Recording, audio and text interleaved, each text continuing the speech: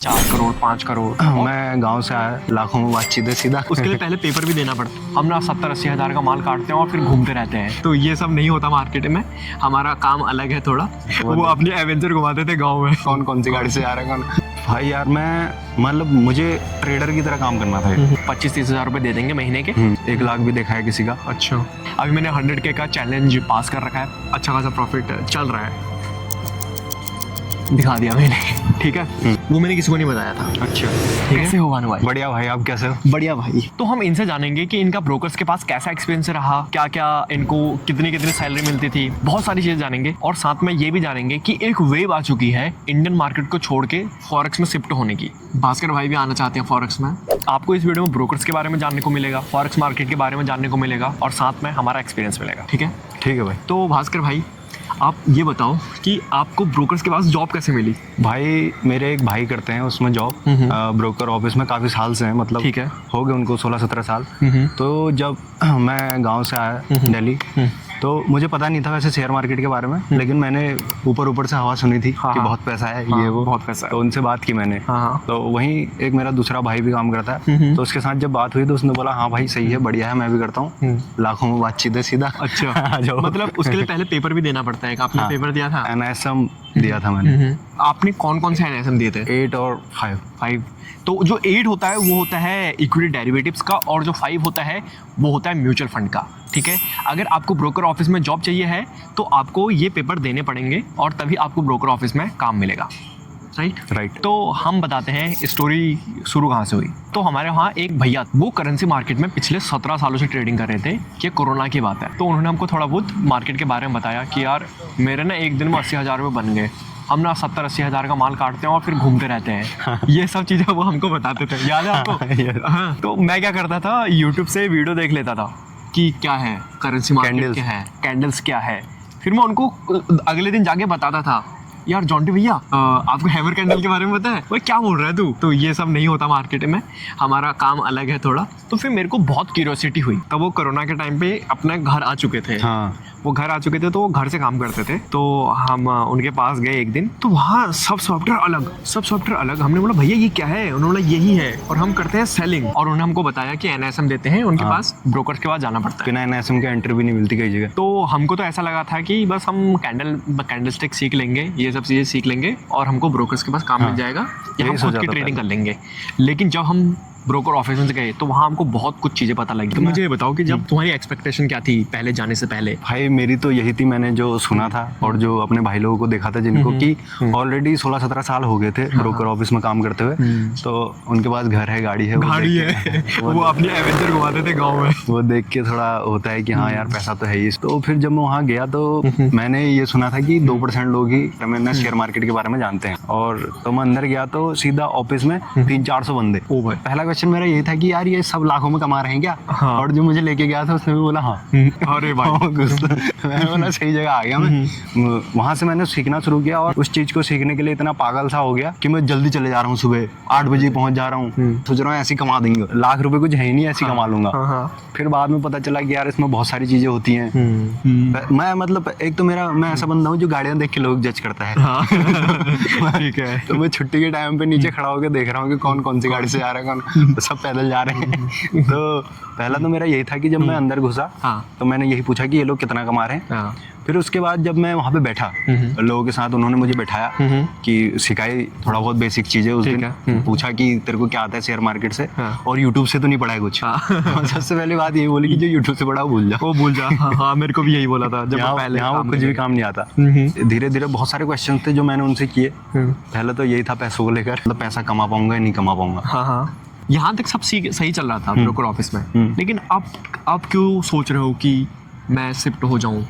भाई यार मैं मतलब मुझे ट्रेडर की तरह काम करना था, मुझे ट्रेडर बनना था, और मैं वहाँ जाके जॉबर गया था।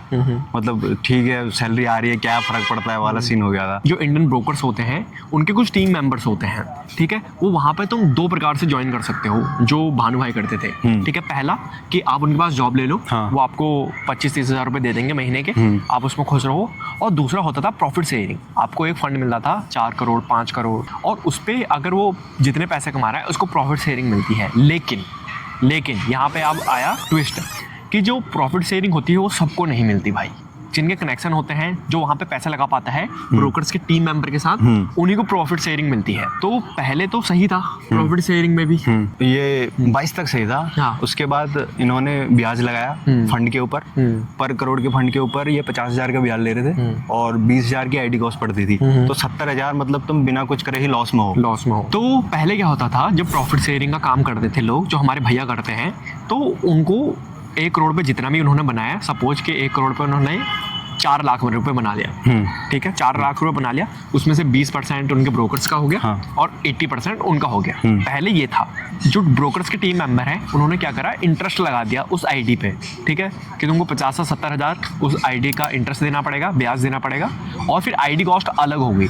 मतलब तुम अगर कुछ भी नहीं कर रहे हो तो तुम -1 लाख रुपए पे हो, है ना। हाँ। तो फिर उसके बाद जो तुम 1 लाख के ऊपर कमाओगे उसमें तुमको प्रॉफिट शेयरिंग मिलेगी और 100% इसको तुम्हारा होगा। तीसरा ये था कि उन्होंने शेयरिंग में कम कर दी है, पहले 80% मिलता था, अब 65% मिलेगा। ये सब चीजें हैं। अब प्रॉफिट शेयरिंग में भी उतना ज्यादा काम रहा नहीं है और इतने सारे रूल रेगुलेशन आ चुके हैं मार्केट मेन में। जो मार्केट की स्ट्रेटेजीज हैं वो सारी एक्सपायरी के भी ऊपर ही बेस्ड थी। हाँ। तो जब से एक्सपायरी चेंज हुई है, मंथली हुई है, तब से तो वैसे ही काम थोड़ा मतलब उतना ज्यादा नहीं चल रहा है। वही है मतलब, है ना? यहाँ तो तुम्हारे पास बहुत ज्यादा पेशेंस होने चाहिए। हाँ। कि तुम कुछ पैसा नहीं उठा रहे हो फिर भी टिके हुए मार्केट में 4-5 साल के लिए। तो मुझे ये बताओ कि ब्रोकर ऑफिस में आपको सैलरी कितनी मिलती थी? मुझे तो 20 से ऊपर मिलती थी। और जो और लोग जिनको ज्यादा टाइम हो चुका है और जो प्रॉफिट शेयरिंग पे हैं, मतलब कितनी तक मिल जाती है? मतलब यार 30 मेरे जो दोस्त थे जिनके साथ मैं शुरू किया था, कईयों को 30 भी मिलती थी और कई उससे पहले भी थे, उनको भी मतलब मैंने 40-50 हज़ार तो किसी को मिलती हुई नहीं देखी सैलरी।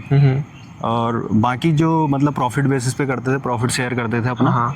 उनका देखा है मैंने कई बार 40-50 1 लाख भी देखा है किसी का। अच्छा। पर वही है कि रिस्क भी पूरा होता है। हाँ, रिस्क अपना तो पूरा हुआ। हाँ। तो जो जॉब करना चाहता है यहाँ पे बेनिफिट्स भी हैं। अगर तुम ब्रोकर ऑफिस में काम कर रहे हो, बस तुमको जॉब चाहिए, क्योंकि आसानी से मिल सकती है जॉब। हाँ। अगर तुमको एक अच्छा गाइडेंस मिल गया, एक अच्छा मेंटर मिल गया, तो तुम NISM के थ्रू कोई ब्रोकर ऑफिस में जॉब निकाल सकते हो। वो नॉर्मल जॉब से अच्छी ही होती है। हाँ, नॉर्मल जॉब से ठीक तो है, अच्छी होती है। आपको छुट्टी मिलेंगी। हाँ, सैटरडे संडे छुट्टी, गवर्नमेंट छुट्टी सारी छुट्टी मिलेंगी। और ठीक है, 3:30 बजे छुट्टी हो जाएगी। बढ़िया टाइमिंग बढ़िया। मैं ब्रोकर ऑफिस का एक थोड़ा सा नुकसान ही बता देता हूँ तुमको। जब ब्रोकर ऑफिस में हम काम करते हैं तो उनके सॉफ्टवेयर अलग होते हैं। हाँ, आपने भी अलग कर रखे होंगे। मैंने सॉफ्टवेयर अलग अलग किए हैं। कौन से कर रखे हैं? मैंने कॉन्वेक्स और टाइकोन पे काम किया है। तो यार दिक्कत यह है, ब्रोकर ऑफिस में इनके सॉफ्टवेयर अलग होते हैं। हाँ। इनकी स्ट्रेटेजी तुम एक रियल बंदा खुद यूज नहीं कर सकता। ठीक है, पैसा ज़्यादा चाहिए क्योंकि उसको। ठीक है, तो अगर तुम ब्रोकर ऑफिस में काम कर रहे हो, फिर इंडिविजुअल जाने की सोच रहे हो, फिर जीरोदा और इन पे करने की, तो ये नहीं होगा। तुम वहाँ से नहीं कर सकते। वहाँ से नहीं कर सकते। तुम पैसे कमाओ ब्रोकर ऑफिस के पास, फिर उन्हीं की ब्रांच ले लो। हाँ। उन्हीं के ब्रांच ले लो, उन्हीं से आइडिया ले लो। हाँ। वो काम बहुत अच्छा है, लेकिन अभी मार्केट नीचे चल रही है, अभी मत लेना ये सब चीज़ें। और हम कल से करने वाले हैं फॉरेक्स ट्रेडिंग। ठीक है, तो फॉरेक्स ट्रेडिंग के बारे में यही बता रहा था कि हमको लाइव ट्रेडिंग एंड प्रॉफॉर्म साथ में करने पड़ेंगे। ठीक है, और प्रॉफॉर्म हमारा ये होगा कि हमको फंड मिल जाएगा थोड़ा। ठीक है, अगर हमने पास कर लिया तो चीज़ें ठीक है। और लाइव से हम ये करेंगे, हमारा थोड़ा बहुत खर्चा चल, ठीक है, तो हम साथ रहते हैं। हाँ। ठीक है, और कोई हम एक जर्नी शुरू करने वाले हैं लॉन्ग वीडियोस की, जिसमें मैं तुमको बेसिक से सिखाऊंगा फॉरेक्स। ठीक है, थोड़ा अलग तरीके से सिखाऊंगा। मैं स्ट्रेटेजी नहीं सिखाऊंगा भाई, स्ट्रेटेजी से कुछ नहीं होता। स्ट्रेटेजीज मुझे भी नहीं लगता कि ये कुछ होती हैं। ठीक है, जो यूट्यूब पे मिल रही है उससे तो YouTube मेरे पे हिसाब यार से कुछ नहीं होता। यूट्यूब पे सीखने वाले होते तो सभी सीख लेते ना भाई।